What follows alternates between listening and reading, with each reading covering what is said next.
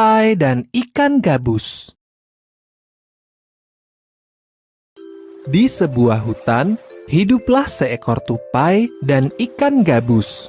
Meskipun berbeda alam, keduanya merupakan sahabat dekat. Tupai yang selalu membantu ikan gabus, begitu pula ikan gabus yang selalu menemani tupai. Namun, suatu hari, ia melihat temannya di hilir sungai dan ada seekor ikan hiu besar tengah mengincarnya. Tupai terkejut melihat sahabatnya berada dalam bahaya. Kemudian, ia melihat ikan hiu tersebut menelan ikan gabus. Tupai terkejut antara takut dan merasa kehilangan. Tupai kemudian mencari akal untuk menyelamatkan sahabatnya tersebut. Ia menggigiti sebuah kelapa hingga berlubang. Kemudian masuk ke dalam buah kelapa tersebut. Tupai kemudian menceburkan diri ke hulu sungai hingga terombang-ambing oleh aliran air.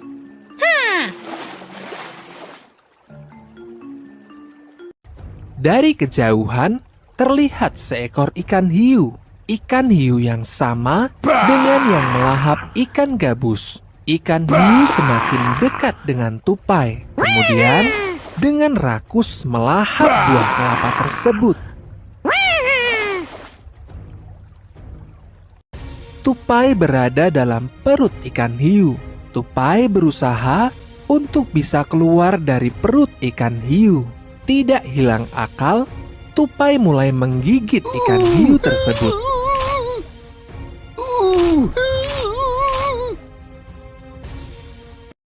Hingga ikan hiu yang merasa tidak enak, perutnya terasa sakit dan berusaha menepi. Akhirnya, ikan hiu pingsan di tepi sungai. Tupai dan ikan gabus keluar dari perut ikan hiu melalui mulut. Keduanya keluar dengan selamat dari mulut ikan hiu. Mereka merasa senang karena bisa selamat.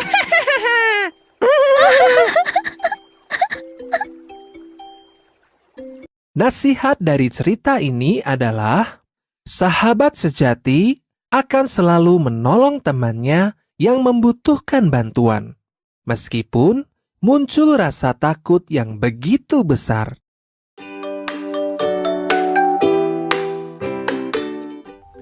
Kayu diperoleh melalui hutan. Proses pengolahan kayu dimulai dari penebangan pohon di hutan. Pohon tersebut ditebang menggunakan alat yaitu gergaji mesin. Pada proses penebangan, pohon harus diperhatikan juga kelestarian hutan, yaitu dapat dilakukan dengan cara yang pertama, pohon yang hendak ditebang, pilihlah yang sudah berumur tua, dan penebangannya diiringi dengan penanaman pohon kembali atau reboisasi. Kemudian, kayu yang sudah dipotong dan berupa kayu gelondongan kemudian diangkut menggunakan kendaraan menuju tempat pengrajin kayu. Di tempat inilah kayu dibelah menjadi beberapa bagian. Ada kayu yang dibuat papan, ada juga yang dibuat sebagai balok kayu. Para pengrajin kayu membeli kayu dari pemilik penggergajian. Mereka membeli kayu sesuai dengan kebutuhan yang dibuat. Misalnya, untuk membuat meja dibutuhkan kayu berbentuk balok.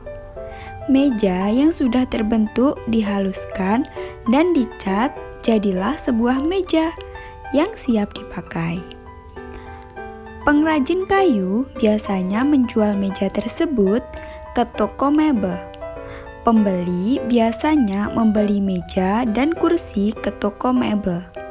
Mereka membeli sesuai dengan kebutuhannya masing-masing.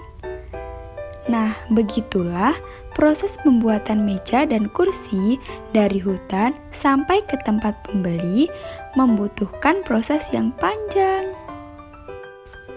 Nah, sekarang ibu mau bertanya nih, profesi apa saja yang terlibat dalam pembuatan meja dan kursi sampai di rumahmu? Iya, penebang kayu, tukang angkut barang, pengrajin kayu, dan pedagang mebel.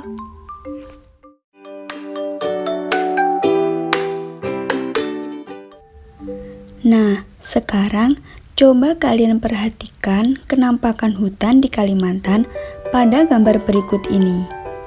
Warna hijau menunjukkan adanya pohon, dan warna putih menunjukkan hutan yang gundul.